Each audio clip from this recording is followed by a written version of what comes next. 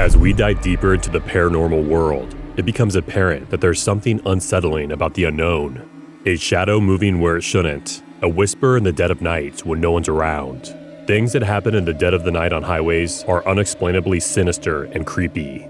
These aren't just disturbing true highway horror stories. They're moments people can't explain, memories they can't forget. Tonight, we're stepping into a world where fear isn't just imagined, and the things we avoid thinking about might be closer than we realize. Ready to take the plunge? Don't forget to like and subscribe before that. It was March 2020, right before spring break. Out of nowhere, I was told I had to pack up all I could carry, leave my university and go home. It felt weird, but after work that night, I packed my stuff and drove from Knoxville to Atlanta.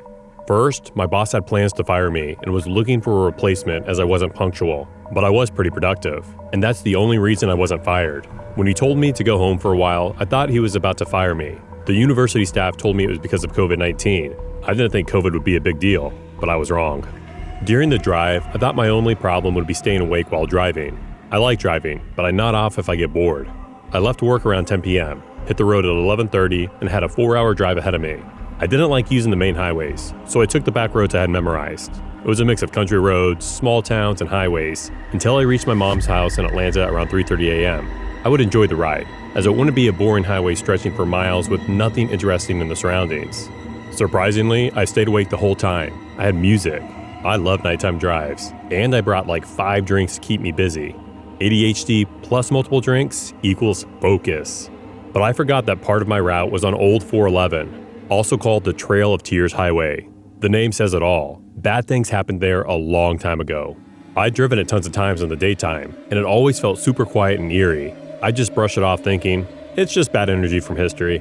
But what I saw that night, that was real.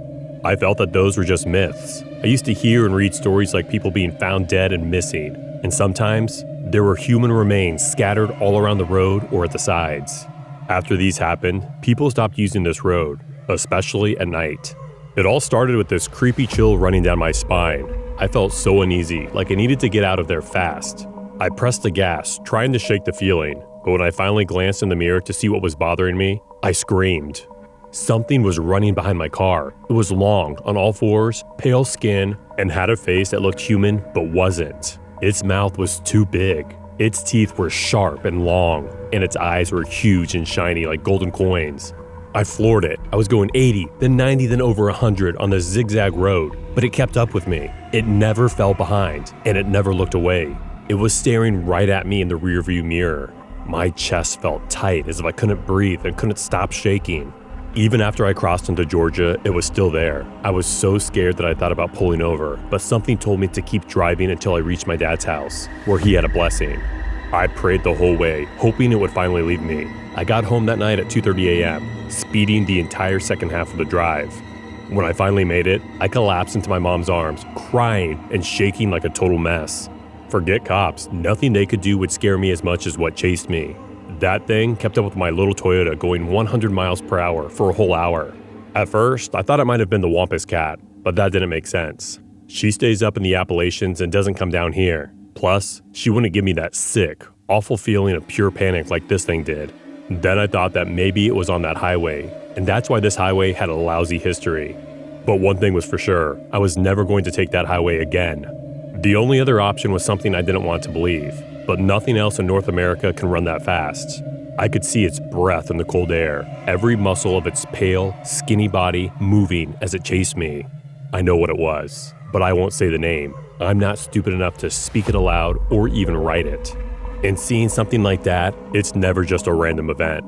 It's a sign. I knew something terrible was going to happen to my family. I tried to ignore it, but I was right. Less than a month later, my great aunt had a freak accident. It was raining, and she slipped on the porch. Somehow, instead of just falling, she broke her neck and became paralyzed. The whole thing was horrific. She was stuck outside in the rain, screaming for help, lying in a huge puddle of blood. We had to power wash the driveway the next day. Then, the hospital messed up her care, making everything worse. She was the strongest, most stubborn, tomboyish woman I knew, and now she'll never walk again. I can't stop blaming myself. What if I'd gone to see her earlier? What if I'd just taken the main highway and never seen that thing? I thought those creatures were only out west on Dineland. But I was wrong. Even now, I get shaky thinking about that night. Sometimes the details come back clear, and other times, all I can remember is the panic. The gut feeling that if I stopped, even for a second, I'd lose more than just my life. I never drove that road at night anymore. Luckily, I don't have to since my parents moved back to East Tennessee, but I'll never forget what happened. It was late, and I was driving down this empty road in the middle of nowhere, the kind of road where you don't see anyone for miles. It was pitch black except for my headlights. I wasn't in a hurry. I was just heading home after visiting my cousin in another town. I had music playing, my windows cracked open for the cool night air, and honestly, I felt pretty good. This was exactly the kind of drive I always enjoyed. That's when I saw him. A guy was standing by the side of the road, waving his arm. He had a backpack and looked rough, like he'd been walking for hours. At first, I wasn't sure if I should stop. My dad always told me, never pick up hitchhikers. You don't know who they are. But the guy looked harmless, and I thought, what if it was me out here needing a ride? I don't think any other car will pass by anytime soon. Maybe no other car until morning, and there was no mobile service. So I slowed down and pulled over. The guy came up to the window and smiled. "Thanks, man," he said. His voice was calm and he didn't seem sketchy. He seemed like a chill guy. "My car broke down a couple miles back. I've been trying to get to the next town." "Hop in," I said, unlocking the door. He threw his backpack in the back seat and got in. "You're a lifesaver. I've been walking for hours," he said. We started driving, and at first it wasn't too bad. He asked me where I was from, and I told him about my job at the gas station and how I was saving up for college. He laughed and said he also used to work at a gas station. But as we kept talking, something about him started to feel off. He wasn't rude, but his smile was too wide, and he kept tapping his fingers on the dashboard like he was nervous. He was trying to be extra friendly, as if he wanted to know about my personal life. "So," he said after a while, "you traveling alone?" "Yeah," I said, glancing at him. "Nice car," he said as he ran his hand over the seat. "Bet it's worth a lot." "It's all right," I said, keeping my voice regular, but inside, my stomach twisted a little. That's when he reached into his jacket pocket and pulled out a knife. "Pull over," he blurted, his voice sharp and deep. My heart dropped. "What?" "Pull over," he repeated, holding the knife where I could see it. I didn't argue. I pulled the car into the side of the road, my hands shaking so badly that I almost missed the brake pedal. "Get out," he said. I got out of the car, my mind racing. I thought maybe I could run, but we were in the middle of nowhere. There was no one around for miles. "Give me your wallet," he said. Stepping out of the car, I handed it to him without a word. "Phone too," he said. I gave him that too. Then he started smiling, the smile I used to see in bullies' faces when I was in high school. "Now take off your shoes." "What?" I said, cracking my voice. I was utterly clueless. "Your shoes," he said, waving the knife a little. "And your jacket, and your watch, hand it all over." I did as he said. My brain screamed at me to do something, but I was too scared to move. "Good," he said, stuffing my things into his backpack. "You've been real cooperative. I appreciate that." Then he got back in my car.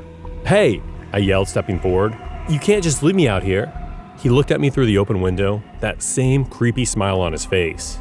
"Thanks for the ride and the fuel gas tank," he said, and then he drove off. I stood barefoot in the middle of that dark, empty road, watching my car disappear into the night. I felt sick. My phone and wallet were gone, and now my car was gone. I should have respected what my dad taught me. I started walking. What else could I do? I didn't know how far the next town was, but I had to keep moving. The night was cold, and every little sound made me jump. I kept thinking about that guy, wondering if he would return to finish the job. Or maybe I'll encounter a wild animal. Wolves, snakes, jackals, anything. After what felt like hours, I saw lights in the distance. A gas station. I almost cried with relief. I walked inside and the guy behind the counter gave me a weird look. "You okay, man?" he asked. "I got robbed," I said, my voice shaking. "Some guy took everything." "Dang," he said. "You want me to call the cops?" "Yes, please," I said. While we waited, he handed me a cup of coffee and let me sit in the back. The police came about a half an hour later. I told them everything, describing the guy, my car, and what happened. One of the cops, a tall guy with a mustache, nodded. "We'll put out an alert," he said, "but I gotta tell you, sometimes these guys are hard to catch, especially in a place like this." Great, just great. The rest of the night was a blur. They drove me to the nearest station, let me make a call to my mom, and said they'd do their best to find the guy. Days turned into weeks, and I heard nothing. My car and money were gone, and I had to start over. But here's the thing. Sometimes, late at night, I swear I hear something. A familiar car engine. I live in a quiet neighborhood now, far from where it all happened, but I'll listen to it occasionally. And when I look out the window for just a second, I think I see my car. The custom LED headlights turned on in the dark, but then it drives away. I don't know if it's real or if my mind is just playing tricks on me, or that the thief knew where I lived. Probably a document in my car with my address. Maybe he comes here to trick me into coming outside so he can finish his job because I told the cops about it. But one thing's for sure, I'll never pick up a hitchhiker again. It was late, and I was driving home on a long, empty road. I had a business meeting with a client in Minnesota and was now moving back to Chicago. The night was dark, and the only light came from my headlights. The road was quiet, which made you feel uneasy, like something was about to happen. I wasn't in a rush. My rock playlist kept me active, and I rested my hand in the window enjoying the fresh, cold air. The air smelled like rain was coming, but the road was dry. Then I saw it. At first, I thought it was an animal lying on the road. It was a dark shape, just sitting there in the middle of the lane. I slowed down and squinted to see better. As I got closer, my heart started pounding. It wasn't an animal, it was a man. I slammed on the brakes, my car screeching to a stop just a few feet away. My hand shook as I parked it and turned on my hazard lights. I didn't want to get out. My brain screamed at me to stay in the car, but I couldn't leave someone lying there. I tried to help them, and maybe I was about to save a life. So I opened the door and stepped out.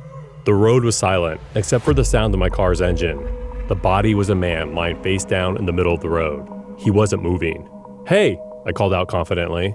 "Are you okay? You shouldn't be sitting in the middle of the road. I almost ran over you." No answer. I walked closer, my heart pounding so hard it hurt. When I got near enough to see his face, I froze. His eyes were open, staring at the sky, but they weren't moving. His face was pale and there was blood on his shirt. A lot of blood.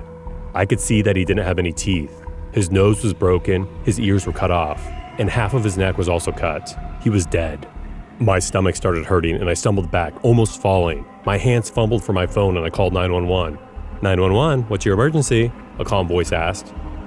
I found a body, I said with my voice shaking. There's a dead guy in the middle of the road. The operator asked me where I was, and I gave her the name of the road and the nearest mile marker. She told me to stay there and wait for the police. Don't touch anything, she said. I won't, I said to myself while looking back at the body. My chest felt tight, and I couldn't stop shaking. I thought to myself I was not brave enough to touch a dead body. I got back in the car and locked the doors. The road was still empty, and I kept checking the mirrors, expecting to see someone. I don't know why, but I felt like I wasn't alone anymore. I was wondering what kind of animal could have done something like this. Every little noise made me jump. After waiting for what felt like forever, I saw flashing lights in the distance. The police arrived and 2 cars pulled up behind mine. An officer came to my window and rolled it down. You the one who called? He asked. Yeah, I said, my voice barely above a whisper, but confident.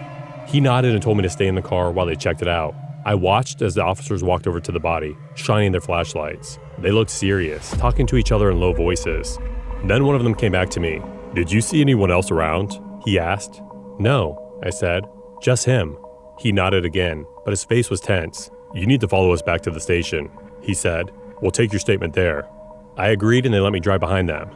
The whole way I couldn't stop thinking about the body. Who was that guy? What happened to him?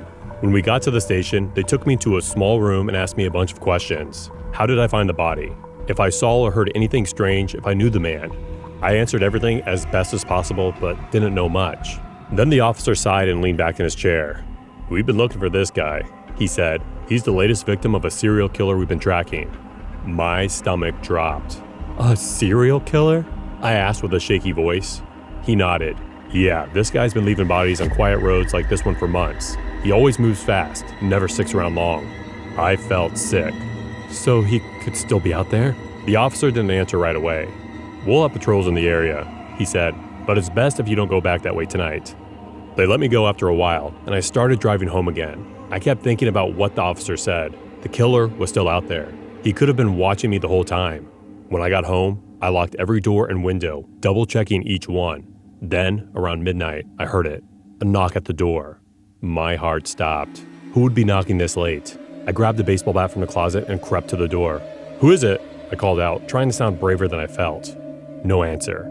The knock came again, louder this time. I peeked through the peephole, but all I saw was darkness. Go away, I shouted. Silence.